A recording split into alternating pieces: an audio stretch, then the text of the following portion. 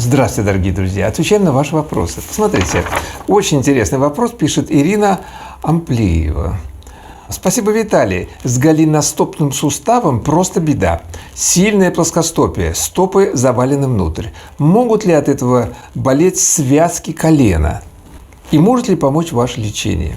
Такой вот сложный вопрос. Значит, Ирина Амплеева, я скажу вам вот что. Смотрите, значит, с голеностопным суставом связаны все фасции. Именно фасции виноваты. Мышцы, фасции – это сухожильные меридианы, которые пронизывают наше тело. Грубо скажу, сухожилие, ладно? Фасции – это такая сеткообразная масса, которая обволакивает все полностью наше тело, и там есть много нервов, которые потом воспаляются автоматически при спазмах, и начинается боли. Значит, голеностопный сустав лечится в течение 1-2 дней, что вы знали, если человек разбирается. Я лично лечением не занимаюсь, я же вам говорю. Но я выпустил 5 роликов, как восстанавливать суставы под руководством вашего специалиста, естественно. Вот могут ли от этого болеть связки колена? Конечно, могут, потому что все связано. Что надо сделать? Все вытянуть, растянуть, размассировать, наладить кровообращение, растянуть фасции, убрать воспалительные процессы с помощью растительных антибиотиков, такие как юдинол, смешанный с касторовым маслом, некоторые керосином пользуются, некоторые пользуются настойкой каштана и другими, и аптечными препаратами в том числе. Это скажет вам уже ваш специалист, куда вы обратитесь. Вы же не будете сами это все делать, не понимая теологии всего этого. Просто я хочу прояснить ваше сознание, чтобы вы поняли. Значит, виноваты фасции, виноваты сухожилия, которые скомканы у вас, мышцы спазмированы, там не проходит кровь. Размассировать, растянуть. Обыкновенная йога помогает это выправить под руководством какого-то йога-специалиста, чтобы он курировал вас. Потому что я вижу, вы не понимаете. 5 моих фильмов, где я показал, как это бесплатно сделать, вы не поняли, к сожалению. И я объяснить не смогу, хотя я уже объяснил. Вот, значит так. Далее вот Нина Мизак. Нина Мизак сразу пишет: так, Островский ничего в этом не понимает, обратитесь к другому специалисту. У нас на сайте очень много троллей. Они вот когда надо куда-то ввести в сторону и внести инфекцию, хаос в голове, не успел человек проникнуться, а уже сразу совет. Туда иди, туда, на тот сайт иди, туда иди, там специалист, здесь нет. Ирина Мизак, вы молодец. Да, супер, внесла инфекцию, то есть хаос в эту бедную женщину. Ирина, не волнуйтесь, у вас все мгновенно пройдет.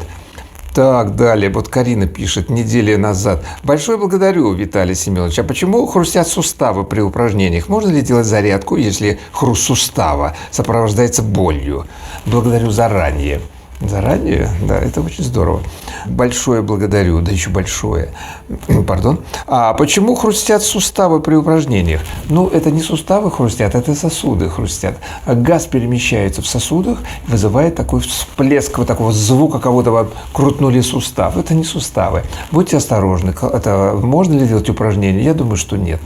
Может быть, йоговские можно, мягкие, осторожные, где нет скрипа суставов, так называемых в кавычках суставов. Вот смотрите, вы идете к терапевту, вы идете к какому-то мануальному терапевту, он берет вас за башку, извините, за голову, вот так вот, хрысь, хрысь, хрысь, и такой звук, и говорит: я вам поставил суставы на место. На самом деле это не суставы, это хруст в сосудах, в сонных артериях или в артериях спины, и там перемещается газ, вызывая обильный толчок. Может оторваться бляшка или тромб, и вас парализует. Будьте осторожны, а этого специалиста могут посадить. В связи с этим никто ничего не знает. Это традиция. Вот так вот хрустнул, или хрустнул, как правильно, я не знаю. Ну, аж тянет.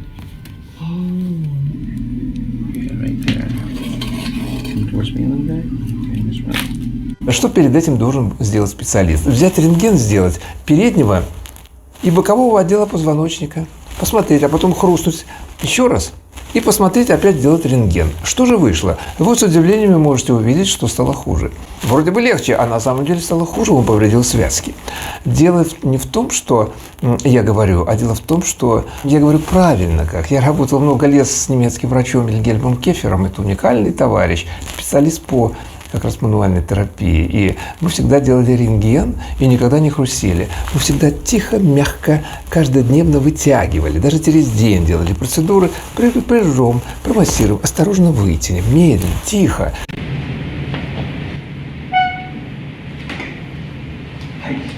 И всегда и давление было в норме, даже без диет. И было у нас идеально все. А другие люди берут, тут хрустят. Я не против этого, я никого не осуждаю. Я просто хочу понять, донести до вас, что когда человек берет на себя ответственность хрустеть шеей кого-то, он может вас убить, себя погубить, и директора посадит, и всех.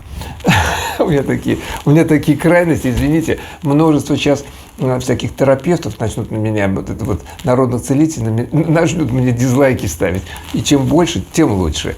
Я питаюсь ими, питаюсь. Оттуда беру энергию.